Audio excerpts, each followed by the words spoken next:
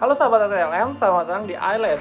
Ya, pada kesempatan ini saya akan membahas terkait jurusan teknologi laboratorium atau nama profesinya itu ahli teknologi laboratorium medik.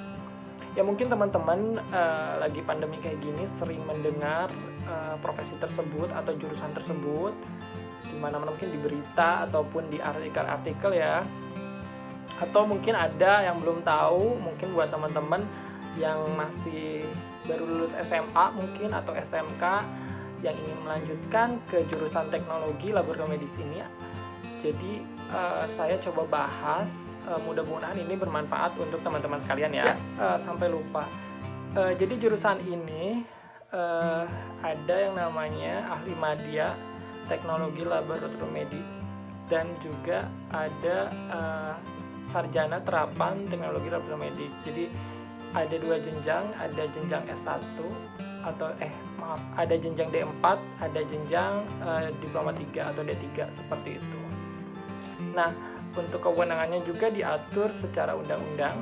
Jadi kalau misalnya untuk perbedaannya dengan yang diploma 4 adalah mungkin dari kewenangan untuk melakukan evaluasi dari hasil pemeriksaan dan sebagainya. Kemudian juga diploma 4 harus bisa membimbing ahli madyanya seperti itu. Jadi nanti mungkin bisa dibaca informasinya atau mungkin di video sesi berikutnya. Oke.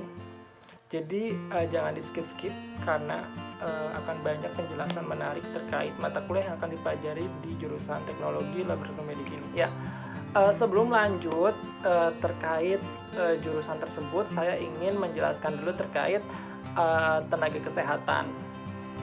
Jadi menurut Undang-Undang Nomor 36 Tahun 2014 itu pada pasal 11 ayat 1 menyebutkan bahwa ada 13 kelompok tenaga kesehatan di Indonesia ini ya. Jadi di antaranya itu adalah tenaga medis, kemudian psikologi klinis, kemudian keperawatan, kebidanan, kefarmasian, kesehatan masyarakat, kesehatan lingkungan, gizi, keterapian fisik, keteknisan medis, teknik biomedika, kemudian kesehatan tradisional dan kesehatan tenaga kesehatan lainnya.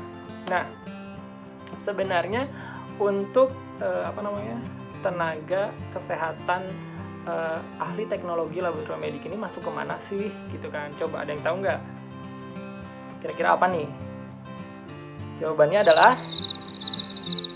ya, benar sekali. Menurut Undang-Undang Nomor 36 Tahun 2014 pasal 11 ayat 12 itu menyebutkan bahwa jenis tenaga kesehatan yang termasuk dalam tenaga kesehatan kelompok teknik biomedika sebagaimana dimaksud pada pasal 11 ayat 1 huruf K itu terdiri atas radiografer, elektromedis, ahli teknologi laboratorium medik, fisikawan medik, radioterapi, dan ortotik prostetik.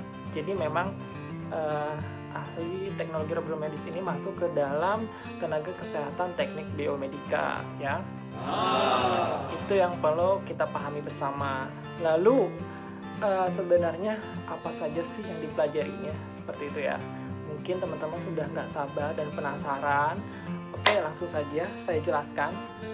Ya, ini adalah mata kuliah yang dulu saya pelajari di jurusan analis kesehatan. Jadi memang dulu nama dari ahli teknologi laboratorium medik ini namanya analis kesehatan. Namun sesuai undang-undang tadi ya, sudah diubah juga nomenklaturnya, disamakan.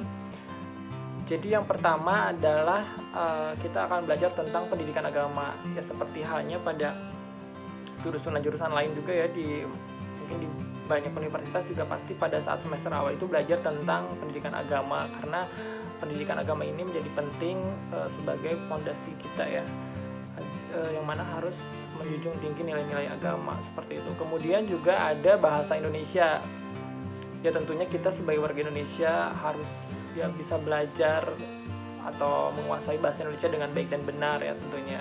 Kemudian juga ada bahasa Inggris. Nah, bahasa Inggris ini mungkin di beberapa universitas atau politeknik kesehatan ataupun STIKAS seperti itu sudah berubah misalnya menjadi TOEFL ataupun IELTS atau apa ya, misalnya nama-nama lainnya ya yang berhubungan dengan bahasa Inggris ini. Kemudian waktu saya itu ada kimia analitik.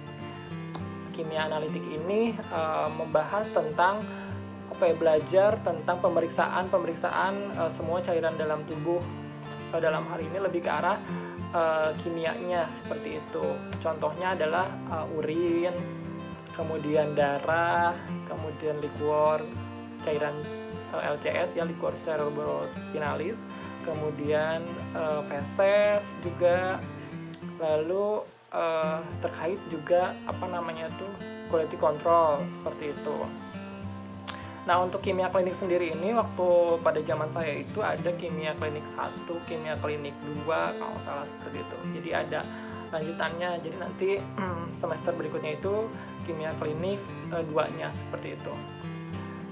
Lalu ini yang cukup sulit, yang banyak mungkin yang menjadi mata kuliah yang sulit adalah instrumentasi.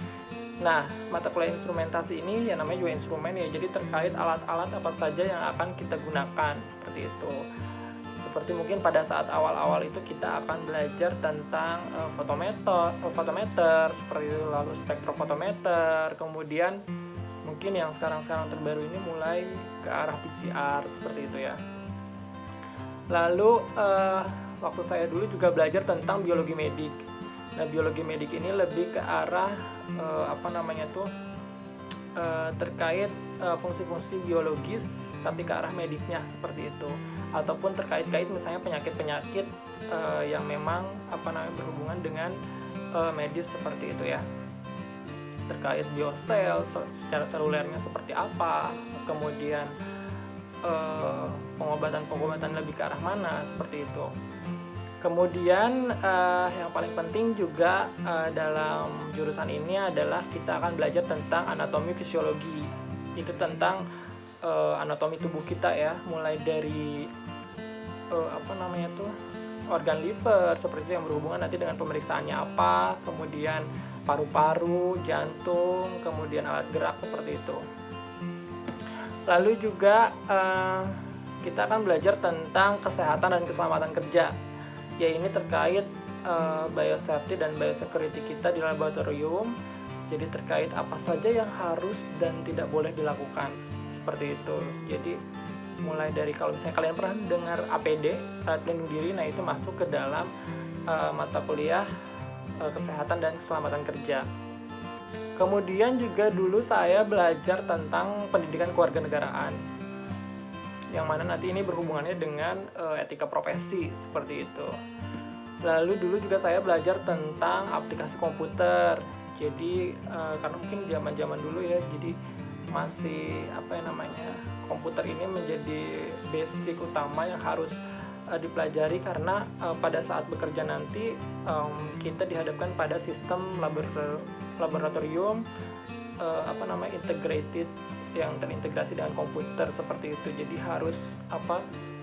harus paham terkait penggunaan komputer ini. Kemudian juga dulu saya belajar tentang media dan reagensia. Nah, media dan reagensia ini menjadi mata kuliah khusus, yang mana mata kuliah ini berkaitan dengan bagaimana cara kita pembuatan media, pembuatan reagen atau pembuatan senyawa-senyawa kimia nanti akan digunakan untuk pemeriksaan seperti itu, atau untuk persiapan kultur atau penanaman bakteri seperti itu. Kemudian juga saya belajar tentang kimia fisika. Kimia fisika ini ya terkait memang seperti fisika medis ya. Jadi hemodialisa contohnya seperti itu. Jadi belajar tentang kekentalan, viskositas dan sebagainya seperti itu. Jadi dulu masih ada kimia fisika. Lalu setelah itu saya juga belajar tentang parasitologi. Nah, jadi di sini mata kuliah ini akan menjelaskan tentang bagaimana kita mempelajari atau memeriksa parasit-parasit seperti contohnya cacing, serangga, jamur, kemudian juga entamuba seperti itu ya. Kemudian juga saya akan dulu saya belajar terkait bakteriologi.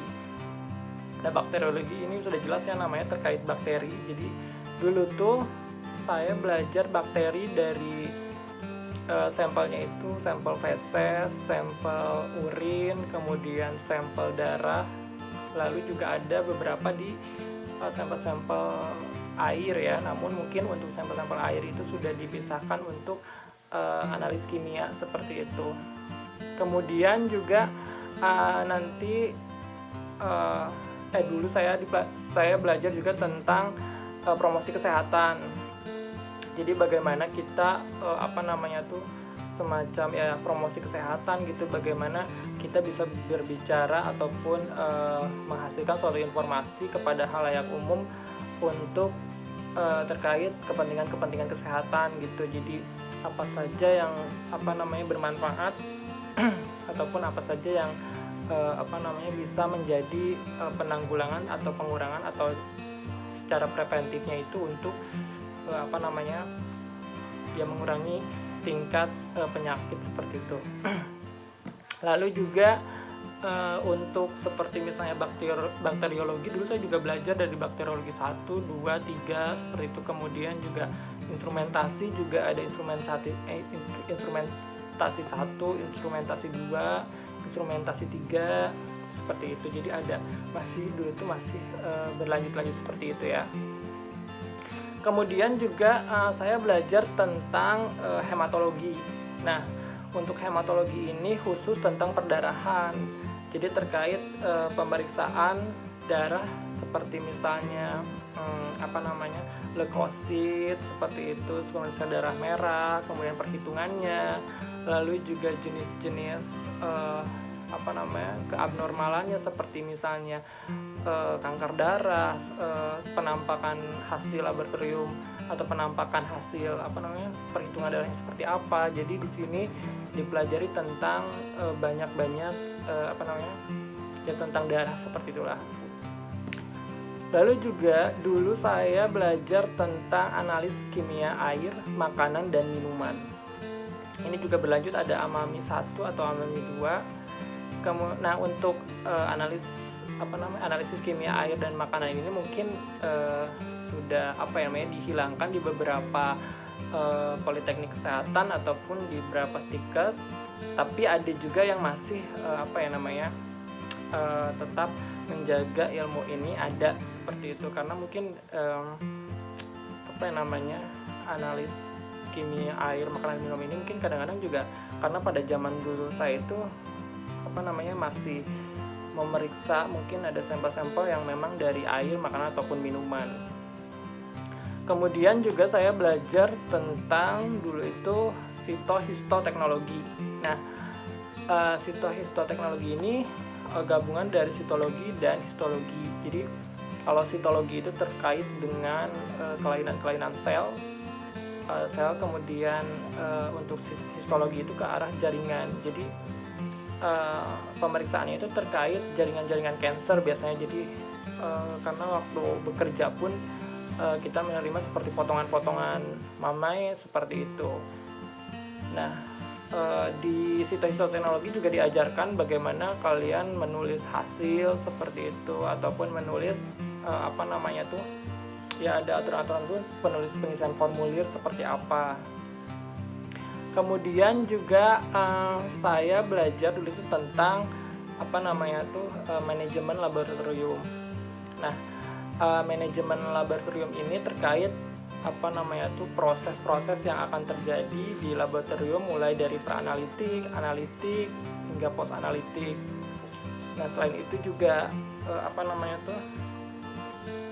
untuk manajemen laboratorium juga belajar tentang bagaimana kita mengelola laboratorium itu agar sesuai dengan standar laboratorium. Nah, itu terkait dengan manajemen laboratorium. Kemudian juga dulu saya belajar tentang ilmu komunikasi. Jadi ilmu komunikasi ini memang dipelajari untuk meningkatkan skill komunikasi, ilmu komunikasi teman-teman agar dalam penyampaian informasi mungkin lebih lebih tepat dan lebih baik itu seperti apa ya. Kemudian juga dulu belajar tentang epidemiologi. Jadi kita belajar tentang penyebaran penyakit seperti misalnya penyakit tropis seperti apa, lalu ini ke arah memang hubungannya dengan nanti parasitologi biasanya seperti itu. Kemudian KLB, kejadian luar biasa seperti itu. Lalu selain itu juga saya belajar tentang toksikologi. Nah ini mungkin ke arah nama lain di tempat lain mungkin sudah diubah jadi toksikologi klinis atau masih toksikologi ya. Jadi ini tentang tentang racun-racun yang ada dalam tubuh, seperti misalnya jika seseorang keracunan CO misalnya atau misalnya timbal, itu sampelnya diuji secara laboratorium seperti apa, seperti itu. Jadi ini lebih ke arah pemeriksaan sampel yang mengandung racun dari dari pasien seperti itu. Lalu selanjutnya juga saya belajar tentang statistik. Nah ini statistik ini menjadi hal yang penting terutama untuk tingkat-tingkat akhir yang mana nanti akan digunakan gitu ya untuk misalnya perhitungan hasil penelitian ataupun perhitungan terkait hasil penelitian yang memang nanti juga kan analis kesehatan atau ahli teknologi laboratorium ini juga akan bekerja di laboratorium yang tidak hanya di dunia laboratorium kesehatan, tapi juga kadang-kadang di laboratorium penelitian seperti itu. Kemudian juga saya belajar tentang penanganan limbah.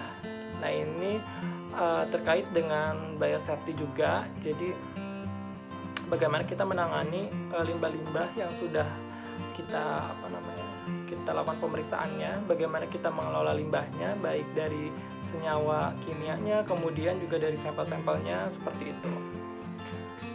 Lalu juga saya belajar tentang virologi. Nah ini virologi ini berhubungan tentang virus-virus. Jadi kita belajar tentang apa itu virus DNA seperti apa, RNA, kemudian juga virus yang menyerang mata, kemudian organ liver, lalu virus-virus yang memang mungkin penyebabnya dari zoonosis seperti itu. Lalu juga saya belajar tentang imunohematologi.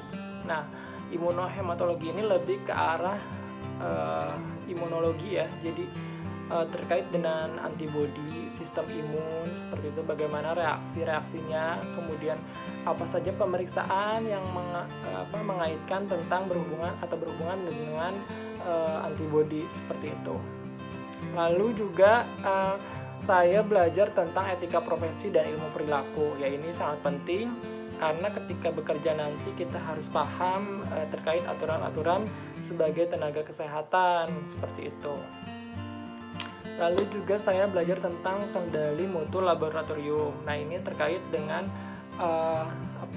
quality control hasil-hasil laboratorium agar laboratorium itu terpercaya dan sesuai dengan hasil pemeriksaan seperti itu. Jadi jika mungkin ada kesalahan nanti memang apakah harus diulang seperti itu, atau misalnya hasilnya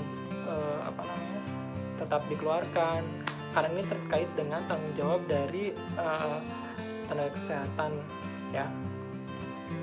Lalu juga saya belajar tentang metodologi penelitian. Jadi metodologi penelitian ini mengarahkan agar kita siap untuk tugas akhir ya. Jadi dipelajari tentang bagaimana kita menulis karya tulis seperti itu, bagaimana kita mencari referensi, lalu bagaimana kita melakukan sitasi terhadap suatu referensi seperti itu agar hasil karya tulis kita baik dan benar.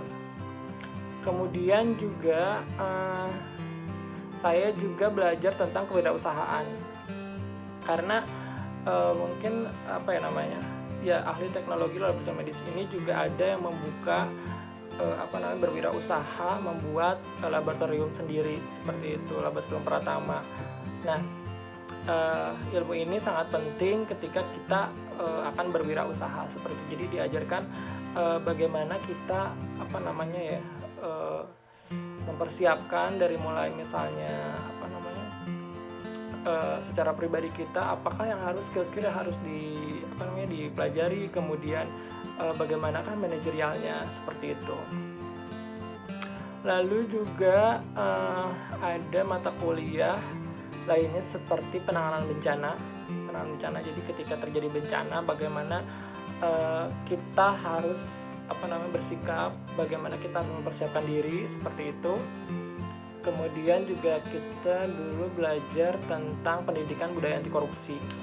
Ya, ini mungkin menjadi waktu itu tujuan dari banyak universitas juga, karena seiring dengan meningkatnya tingkat korupsi di Indonesia sehingga diperlukan pendidikan tentang budaya anti korupsi ini. Ya, untuk terakhir mungkin di semester akhir nanti akan ada karya tulis ilmiah ya untuk diploma 3 dan diploma 4 itu skripsi seperti itu. Kemudian juga ada program praktik kerja lapangan. Praktik kerja lapangan ini bisa di rumah sakit ataupun di puskesmas seperti itu. Yaitu adalah mata kuliah yang akan dipelajari selama menjadi mahasiswa jurusan teknologi laboratorium medik. Dan mungkin karena dulu saya kan kuliah sekitar waktu 2012 sampai 2015. Jadi pada tahun-tahun itu belum cukup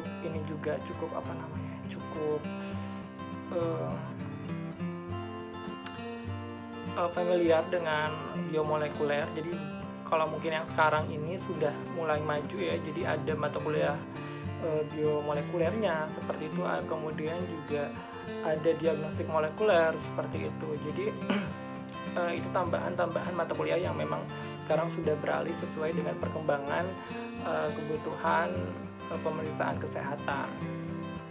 Nah, lalu bagaimana sih prospek kedepannya dari lulusan jurusan teknologi laboratorium medik ini? Sebenarnya untuk potensi dari prospek kedepannya ini cukup baik gitu. Jadi untuk lulusannya itu biasanya sudah cepat terserap oleh lapangan pekerjaan. Jadi tidak usah khawatir sebenarnya ketika misalnya kita mau mencari itu dengan keahlian yang dimiliki ini, insya Allah mudah untuk mendapatkan pekerjaan. Nah, untuk pekerjaannya sendiri bisa di laboratorium kesehatan, misalnya baik milik pemerintah ataupun swasta. Kemudian seperti itu. Ada yang bekerja di rumah sakit, atau misalnya kalian juga bisa mengikuti seleksi PNS. Kemudian juga kalian bisa mengikuti seleksi untuk seperti misalnya prajurit perwira karir untuk misalnya bidang tenaga kesehatannya ataupun yang regulernya seperti itu. Kemudian juga bisa bekerja di berwirausaha seperti itu, menjadi entrepreneur, membuka laboratorium sendiri ya. Dan untuk prospek lainnya, untuk lulusan dari jurusan teknologi laboratorium medik ini bisa bekerja di dunia marketing ataupun menjadi aplikasi produk spesialis seperti itu, ataupun menjadi teknisi aplikasi untuk menjelaskan terkait produk-produk yang dimiliki suatu perusahaan yang mana nanti akan digunakan oleh usernya seperti itu. Dan masih banyak lagi kesempatan-kesempatan atau prospek dari jurusan teknologi laboratorium medis ini. Ya, mungkin itu saja untuk video kali ini. Cukup panjang ya, karena banyak sekali memang yang harus dikupas. Mungkin masih banyak informasi-informasi terbaru bisa kalian diskusikan atau misalnya kita obrolkan di kolom komentar. Dan jangan lupa untuk like, comment, dan subscribe, lalu juga share video ini untuk teman-temannya mungkin yang ingin bareng-bareng masuk ke jurusan ini. Ya memang untuk jurusan ini tantangannya itu di-push kita untuk praktikum dari satu laboratorium ke laboratorium lain dari pagi bisa sampai sore, yaitu wajar, laporan dan laporan pembuatan seperti itu.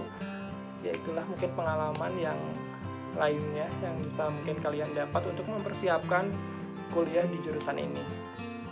Oke, semoga bermanfaat dan salam ATLM.